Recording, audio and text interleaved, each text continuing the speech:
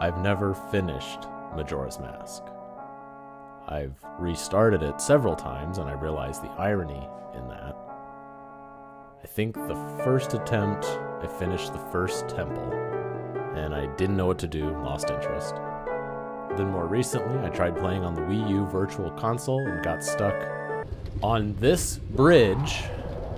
Couldn't cross it, even with save states, it just didn't help. I couldn't figure out the floor on rolling. It doesn't work for me, and I didn't care enough to keep playing at that point. And the weird thing is, I've played every other 3D Zelda game, and I've loved all of them in their own ways. Obviously, Majora's Mask is most similar to Ocarina of Time, for better and for worse. It uses the same engine and has a lot of the same quirks, and I think that's one of my biggest struggles.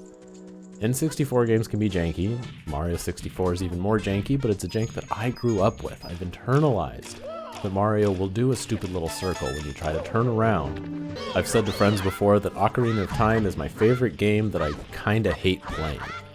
It just doesn't feel great to control. At times it feels more like you're systematically putting in the right inputs rather than organically exploring the world as a humanoid little kid.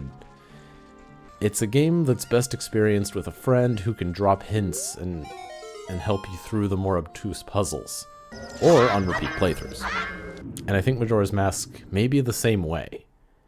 At the beginning, so many things are restrictive. You can't do this, you can't do that, and just confusing. And I'm sure that gets better with time. On paper, Majora's Mask sounds like a great game for me. I love time loops. I love time travel. Outer Wilds is one of my favorite games.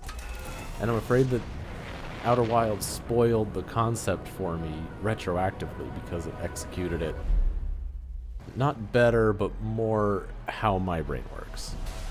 An early gripe that I had, even watching friends play Majora's Mask, was the inconsistency with the time travel. I get that it's hard to do consistent time travel, but a hard time loop is maybe the easier way to do it. That's just how a lot of games work. You die and you start over and everything is the same as it was. It's like relatively easy for a game to do that. And the thing is, this game goes out of its way to explain how rupees don't travel back in time with you. You have to go to the bank, deposit some, get a stamp on your hand or whatever, and then you're able to pull them out on the next loop. And the guy even comments like, wow, I've never seen you before, but you have so much money and that's great. And that's a really cool mechanic within a time loop. But then other items do go back with you, but a lot of them don't. Like I got the deed to this guy's plot of land. I thought, great, now I want to do this again.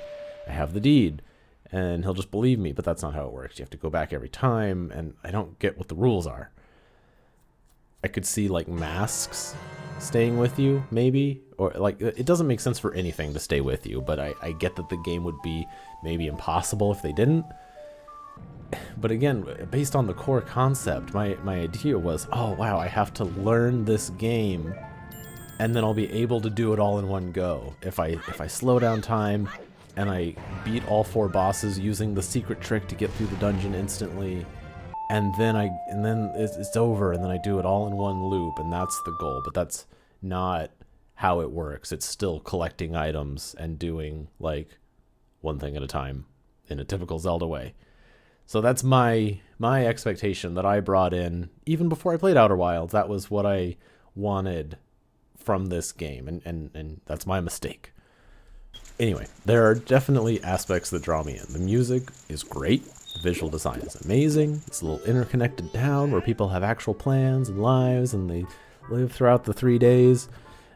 Building tension throughout the experience over 3 days, it's just really cool. And the idea of a game that you could beat on the first loop if you just knew what to do sounds amazing. But that's not how this game works. Outer Wilds, and from what I understand, Tokitori 2 do this better. In those games, you don't collect key items or locks or keys. You just learn new mechanics and new lore that allow you to complete the game quicker. Granted, that makes them less replayable. So for this playthrough, I'm trying something different. Rather than playing the original N64 game, or the Wii U emulator, or anywhere else, I'm playing the 3DS remake. From what I've gathered, the remake streamlines a lot of aspects that were clunky before, including the camera and the notebook where you keep track of all the people and their schedules. And even more than that, I'm installing a mod that enhances the game even more by allowing additional button mapping, speeds some things up, apparently, and just quality of life improvements, and also reverts a few things back to the way they were on the N64. This video had me convinced that I only wanted to play the N64 version, but this mod seems to be the best of both worlds, according to their website. So maybe this is the one? Maybe making a video about it will motivate me to actually finish it? Let's see.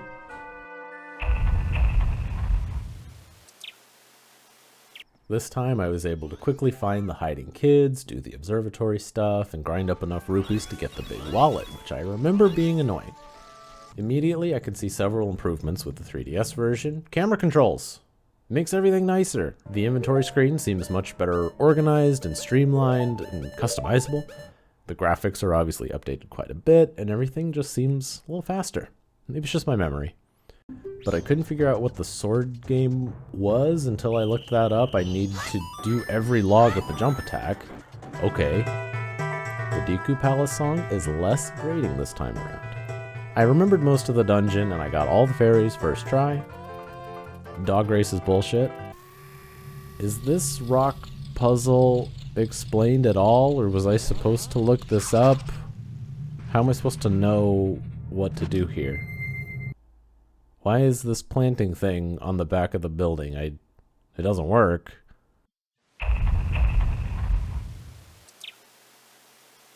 The Snowy Town supports my theory about second playthroughs. Everything went smoothly. The obscure puzzles and just like, how am I supposed to know what to do? Now I've done it once, and so I just do it. The bridge went way better this time. I got over it several times with no issue. The Goron rolling is still pretty tricky. Here's a montage for your enjoyment.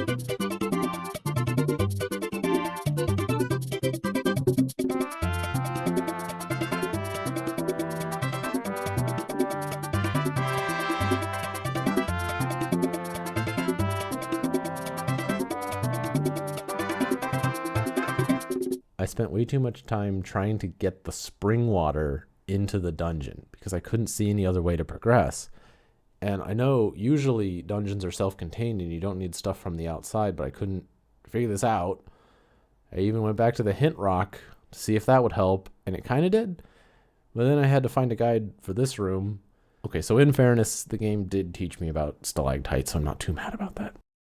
Then I got the powder keg, won the race, got the sword upgrade. It's real nice that this sword is longer. On to Romani Ranch.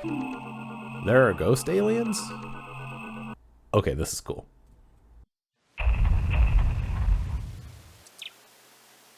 I finally get to see what the Smash Bros. Stage is about.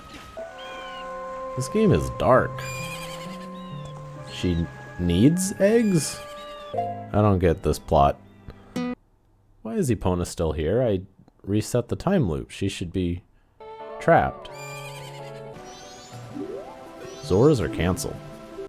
Okay, I needed a guide to figure this out. Why do I want these eggs? Her voice is gone? Okay, let's really put my Zora swimming to the test.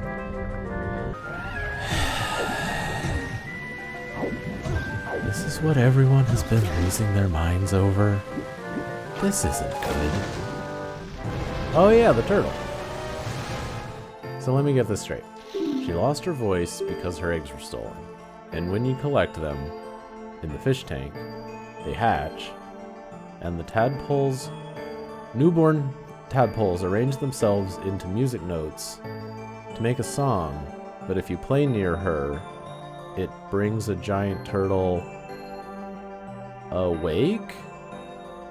And he says, I'll take you to the temple. Does it just not make sense?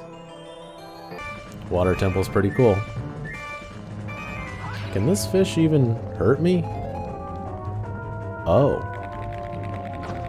Oh. Oh. Yeah. Okay, got him.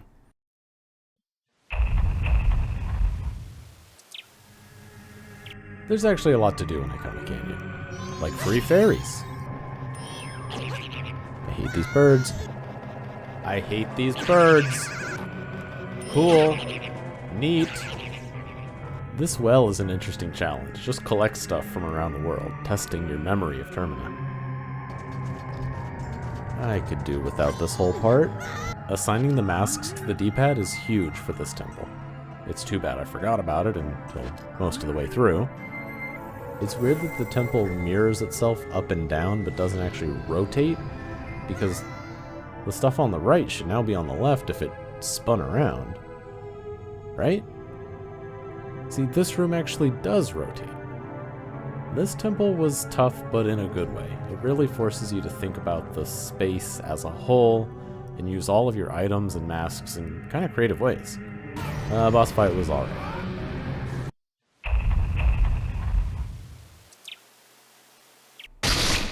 Oh. Wait. Where was Fierce Deity? What happened to the purple hair kid? When do I get my membership card to the milk bar? Did I even play the game? Let me go back.